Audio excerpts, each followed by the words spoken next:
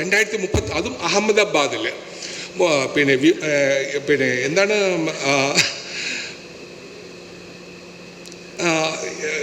അതിനെക്കുറിച്ച് പേപ്പറിൽ വാർത്തയിൽ ഞാൻ കണ്ടുള്ളൂ.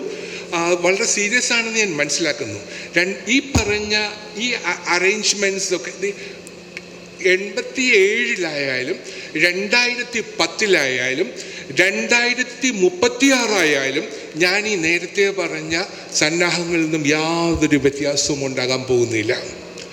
കാരണം ഇത് കഴിഞ്ഞ നമ്മൾ ഇത് നടത്തുന്നതിന് മുമ്പ് നമ്മളൊന്ന് ചോദിക്കണ്ടേ, നമ്മളുടെ ഈ ഒളിമ്പിക്സിലുള്ള നമ്മുടെ നിലവാരം എവിടെയാണ്? നിങ്ങൾക്കറിയാം 2024 നമുക്ക് 6 മെഡലാണ് കിട്ടിയത് പാരീസ് ഒളിമ്പിക്സിൽ. 1 സിൽവർ മെഡലും 5 ബ്രോൺസ് മെഡലും. ഏറ്റവും മികച്ച പെർഫോമൻസ് 2020-ലായിരുന്നു. ടോക്കിയോ ഒളിമ്പിക്സിൽ 7 മെഡൽ കിട്ടി. 1 ഗോൾഡ്, 2 സിൽവർ, 4 ബ്രോൺസ്. അതിനുശേഷം റിയോയിൽ 2 മെഡൽ, ലണ്ടനിൽ 6 മെഡൽ കിട്ടി, ബെയ്ജിങ്ങിൽ 3 മെഡൽ, ഏതൻസിൽ 1 മെഡൽ. 2036 ആവുമ്പം നമ്മൾ സംഘടിപ്പിക്കുന്ന ഹോസ്റ്റ് നേഷൻ എത്ര മെഡൽ കിട്ടും? ഇനി ഇതിനുള്ള ചെലവെത്ര? 2024 പാരീസ് ഒളിമ്പിക്സിന് $9.7 ബില്യൺ ആണ് ചെലവഴിച്ചത്. മില്യൺ അല്ല, ബില്യൺ. 1 ബില്യൺ എന്ന് പറഞ്ഞാൽ 100 കോടി രൂപയാണ്.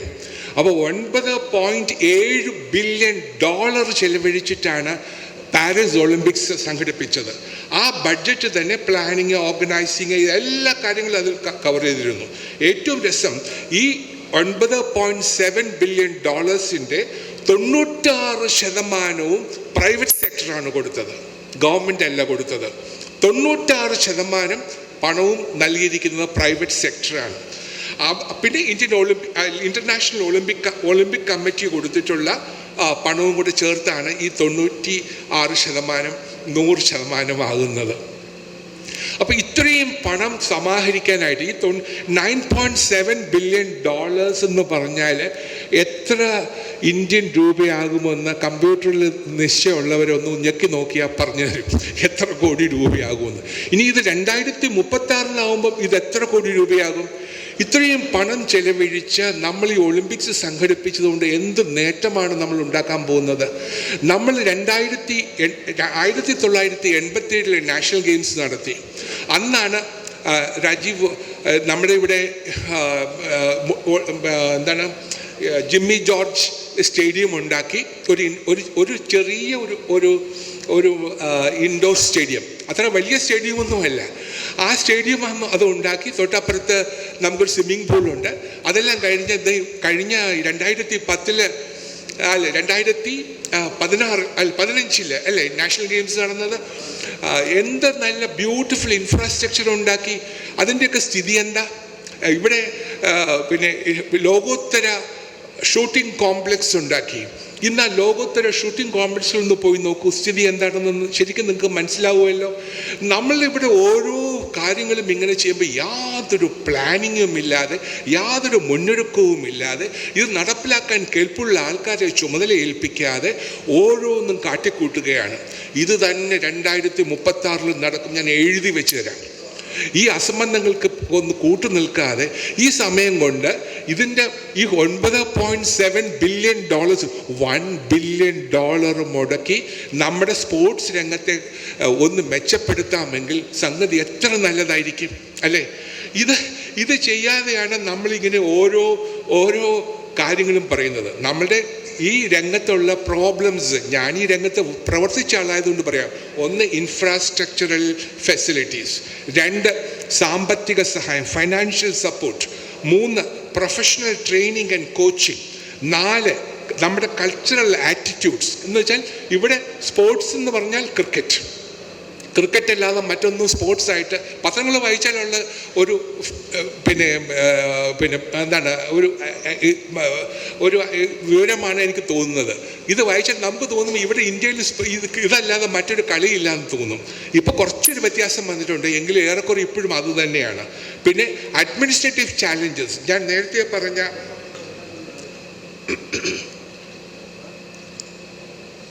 അഡ്മിനിസ്ട്രേറ്റീവ് ചാലഞ്ചസ്, ഇത് നടപ്പിലാക്കാൻ കെൽപ്പുള്ളവരെ ഈ രംഗത്ത് വരില്ല. പിന്നെ ഇതിനകത്തുള്ള മീഡിയ കവറേജ്, പിന്നെ ജെൻഡർ ഇനീക്വാലിറ്റി, ഇങ്ങനെയുള്ള 7 പ്രശ്നങ്ങളുണ്ട്. പക്ഷേ ഈ പ്രശ്നങ്ങളെക്കാളും ഞാൻ കാണുന്ന ഏറ്റവും വലിയ പ്രശ്നം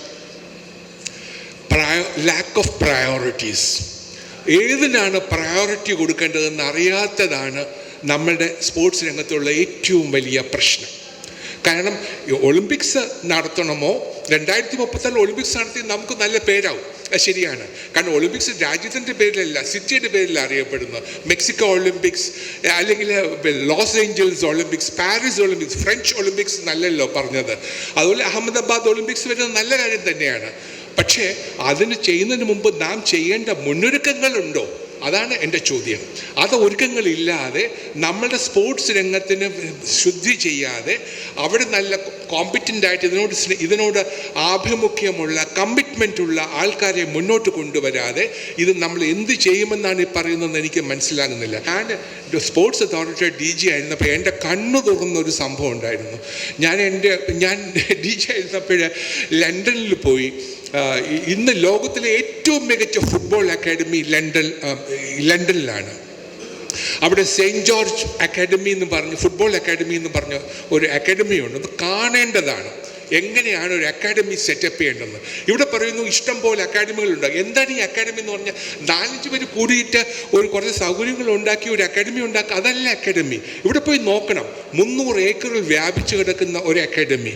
അവിടെ 10-14 കോർട്ടുകളുണ്ട്. സബ് ജൂനിയേഴ്സിന് കളിക്കാൻ കോർട്ട്, ജൂനിയേഴ്സിന്, സീനിയേഴ്സിന് എല്ലാം.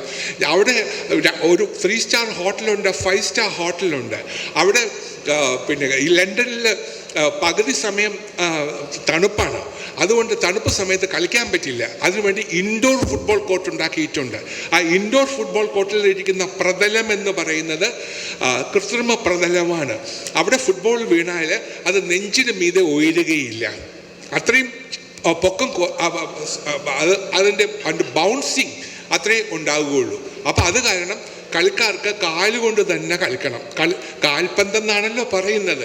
അപ്പോൾ ഡ്രിബിളിംഗ് സ്കില്ല് മെച്ചപ്പെടുത്താൻ വേണ്ടി അങ്ങനെ ചെയ്തിരിക്കുന്നു. അവിടെയുള്ള ജിമ്മ് പോയി കാണണം. ജിമ്മിനകത്ത് എല്ലാ എക്യുപ്മെൻറ്റ്സും ഉണ്ട്. കളിക്കാർ കളിച്ചു കഴിഞ്ഞാൽ അവർ വന്നിട്ട് അവർ സോനയിലോ അല്ലെങ്കിൽ സ്റ്റീം ബാത്തിലോ ഒക്കെ ഇരുന്ന് കഴിഞ്ഞാൽ അവർ തൊട്ടടുത്ത് കോച്ച് അത് കഴിഞ്ഞാൽ ഉടൻ തന്നെ ഐസ് കോൾഡ് വെള്ളത്തിലേക്കാണ് ഇറക്കി വെക്കുന്നത്. അതിനകത്ത് പിന്നെ ട്രെഡ്മില്ലുണ്ട്. ആ വെള്ളത്തിലുള്ള ട്രെഡ്മില്ലിൽ കൂടി കഴിച്ചു കഴിഞ്ഞ് ഇതെല്ലാം കഴിഞ്ഞാണ് ഇവരെ അവരുടെ ഡ്രസ്സിങ് റൂമിലേക്ക് തിരിച്ചു വിടുന്നത്.